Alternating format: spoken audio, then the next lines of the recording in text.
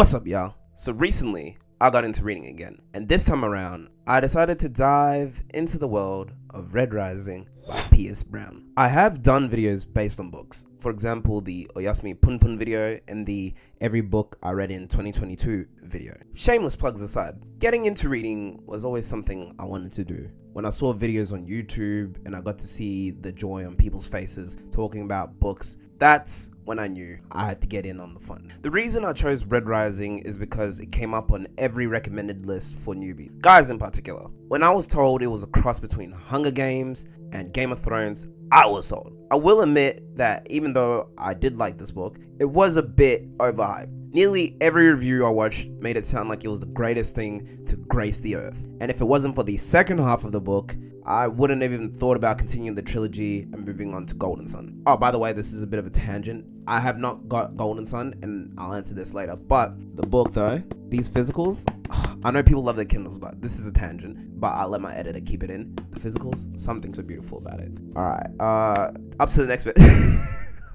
Similar to the people I watch on Booktube, such as Smitty1423, Tutor Ramble, Haley Fam, and Phil Got Books, I will try to give you a spoiler-free version, which will be short, and then a longer spoiler-filled wonderland filled with all my thoughts on this journey. Redrising is like Game of Thrones in the violent and darker tones of the book, and it's more like the Hunger Games when it comes to the caste system they have, which is very interesting. So to make it make sense, this is set on Mars, and the premise is that Mars is uninhabitable and that the Reds, which are at the bottom of the caste system, are tasked with mining in the hopes to make Mars livable. However, we soon find out that Mars has been habitable and is ruled by the Golds, which sit at the top of the caste system, usually having the best jobs, being royalty, commanders, etc. Soon enough, our main character goes through a tragedy which spurs him into action in order to change the system. Now, normally I don't care if you watch the spoiler parts of my videos, which are usually a huge chunk of them. However,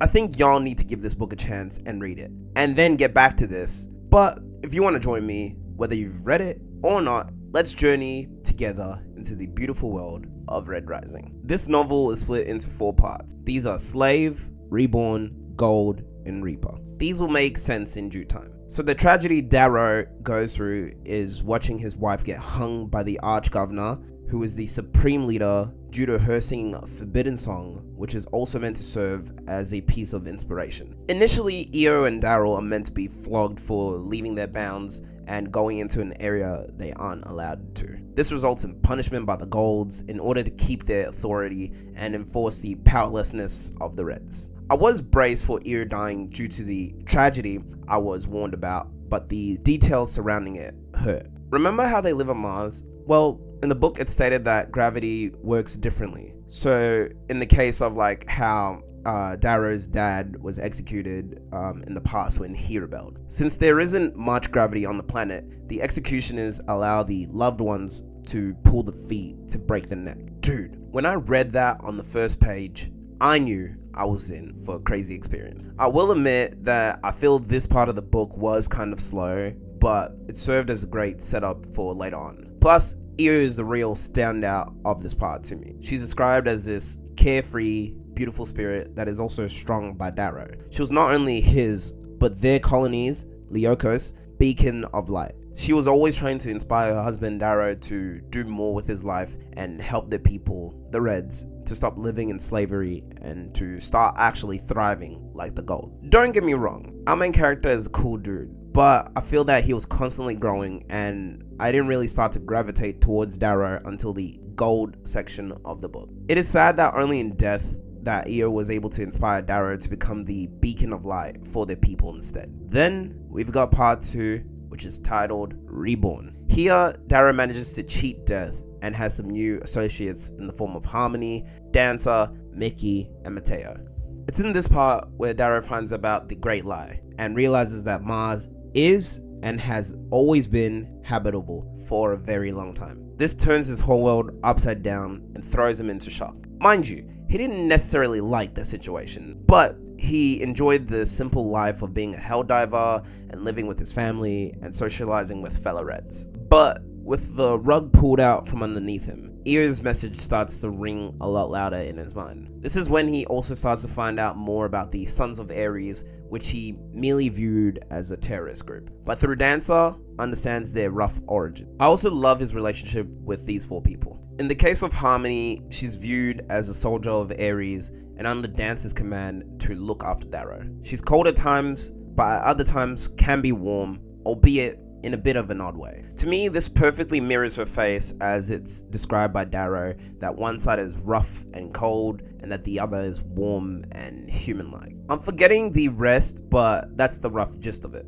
Dancer is like a father/uncle figure to him, and I love their interaction. Also liked how Darrow described Dancer as someone who was kind and easygoing, but had this unsettling darkness to him, which could be unleashed if anything went wrong. As for Mickey, he plays a crucial role in carving Darrow by physically changing his body from his arms to eyes and durability in order to match that of a gold, so that he can infiltrate the Institute on behalf of the Sons of Ares. As for Mateo, he's a pink who is employed to help Darrow get his mannerisms and speech patterns correct, so that he fits in well among the other gold. For example, Darrow used to say bloody damn, which is a term commonly used by Reds, and he is instructed to use gory damn, which is more in line with the way golds speak. Also enjoyed finding out about the origins of the golds and their warlike nature with the conquest, by not wanting to abide by Earth's terms and instead going their own way, which is a common theme they've carried throughout their history. One of my favorite chapters in this book comes in the form of The Passage, which is chapter 19. This is the last chapter of the Reborn section, which beautifully ties into the gold part of the story. The Passage is like a 1v1 scenario in which 2 students have to fight to the death to move on in their gold journey. The catch-22 is that the guy Darrow was facing was Julian. Julian was the sweetest angel, always showing honor, especially in regards to his family name with Severo. This made it all the more sadder when they were paired together, forced to kill one another in order to move up the ranks of an Orient. However, Darrow's rage and strength carried him on. That and keeping Ear's dream alive, that is. Reading the detail of how strong Darrow was in comparison was sad, and to even see him weeping in the next chapter hit harder. To make things sweeter, Julian is also the younger brother of Cassius, who Darrow met early before this and then befriended him not long after. So we all knew it was a matter of when,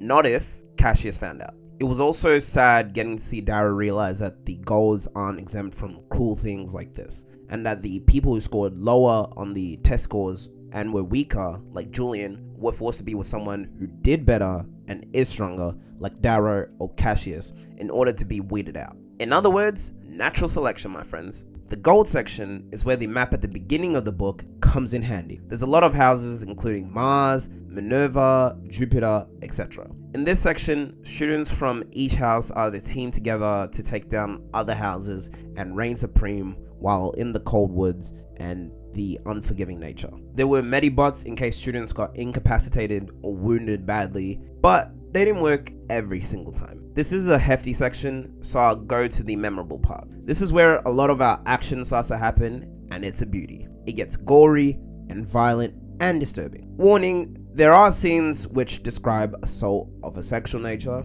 I describe it that way because I doubt Papa YouTube would be cool with me using the actual word. There's a good amount of it, which can off-put a lot of people, so do read with caution. Also, there's a good amount of betrayals here. Darrow finds out the hard way that he wasn't a great leader. Despite taking down 2 to 3 houses, he got betrayed by Antonia, Vixis, and Cassandra. They also slit Lee's throat, who was another member of the same house, Mars. How can I also forget the bit where Darrow found out that the behemoth Titus was also a Red? I almost skimmed over it on the train ride to uni one time, but when I caught it, my eyes lit up like fireworks. To see his alternate self in Titus, the version Dancer didn't want him to be, was heartbreaking, because Titus was drawn mad by the game and injustices he witnessed from his fellow teammates. Even when asked about them by Darrow, he describes them as cannibals and not his friends. The nail in the coffin was when Titus used the word bloody damn. This forced Darrow to execute him, not only for his injustices, but also not to ruin his plan to save the Reds.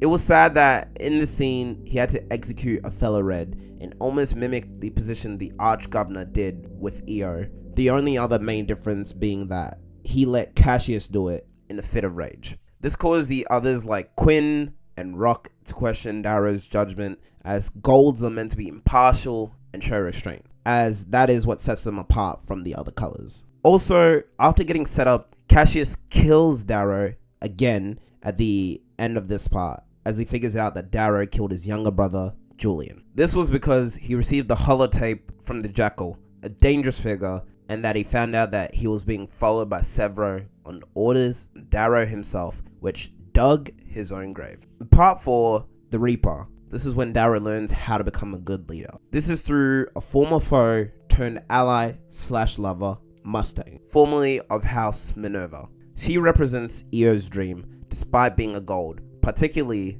the daughter of the Arch-Governor, aka the man who killed his wife. She told Darrow that you can treat people like a slave, but if you tell them they're one, then they will come to resent you for it. Darrow ruled by force in part 3, which worked in the short term, but in the long term, it was a strategy that was biting him in the backside. A good case of him learning is from the whole Tactus situation. Here, Darrow's new allies are the Oathbreakers and some others. Tactus is one of them, and abuses a new girl, and Darrow is put in a similar position as before with Titus. But instead of sheer violence, he thinks outside the box. He has Tactus flogged 20 times, and then has the exact same thing done to him. Eventually, Tactus couldn't do it to him anymore, so then Pax had to take over, and even that big boy was hesitant to do it. This killed 2 birds with 1 stone. He punished the offender while showing that he was their equal, meaning that if Tactus did it again, he would incur the full wrath of everyone else,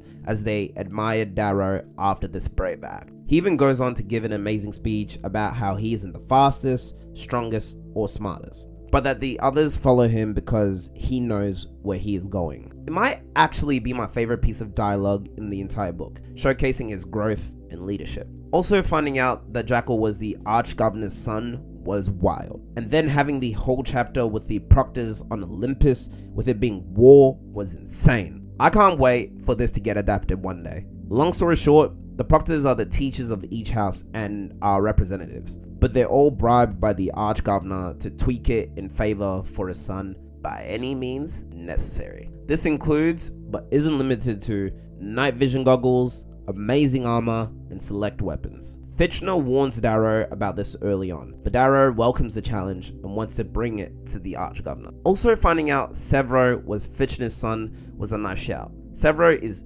easily the best character in the book and my favorite dude. He went through hell and back for Darrow, even losing an eye, and is literally willing to die for our main character at all time. Even Darrow acknowledges this and says that they're actual friends instead of game friends, which makes Severo blush. The scene that almost got me frazzled was Pax's death scene. I was at home when I read this part and finished the book, but even at night, I was screaming internally and losing my mind. Pax was this gentle giant, known for being the life of the party and being an overall great dude, alongside Severo, so to see him go out broke my heart. Even Darrow's describing of him hurt, saying he'll never get to laugh again or make new memories. R.I.P. Pax and R.I.P. Leah, gone but not forgotten. This was not in vain, however, as Darrow managed to reach Primus despite all the cheating and interference and won the game. This allowed him to join the Arch-Governor and become the Golden Son, thus truly starting his takeover mission. These last few chapters were absolute reading cinema. I legit couldn't put it down without thinking about what happened next. Right now, I'm reading through the Scott Pilgrim comics, in the omnibus full colored version, by the way, and depending on when this video comes out, I'll probably be done reading this whole thing. So that'll be the next big video after this, and then I'll continue with Golden Sun. So I didn't realize this until my editor told me after I sent him the video that you're watching now. The end part where I do my outro, for whatever reason, didn't go through. So I'm freestyling this all right now, but yeah, it didn't go through, so I kind of have to re-record this, and my computer is acting a bit funny. So I figured my phone actually has a better camera than my PC does. So thank you guys for watching, and until next time or the next video, this is Black Sugar 11 out.